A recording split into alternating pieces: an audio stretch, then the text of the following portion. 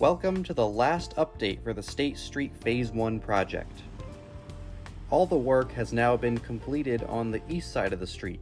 That includes the northbound bike lane, which has been paved, along with the landscape buffer area. Also, the pedestrian ramps and crosswalk at the highway entrance are open. The raised crosswalk has been finished at the intersection with Trumbull Street, so now there is some physical traffic calming in the area to slow down vehicles and improve pedestrian safety. With the raised crosswalk, vehicles turning right onto the highway are also taking the turn slower, which helps with crosswalk safety at the highway entrance. Down at Audubon Street, the flashing beacons are in for the crosswalk and the intersection is now operating under two-way stop control. And that's it for this project. Next up is Phase 2 of State Street, which will continue south through downtown once the final design is completed.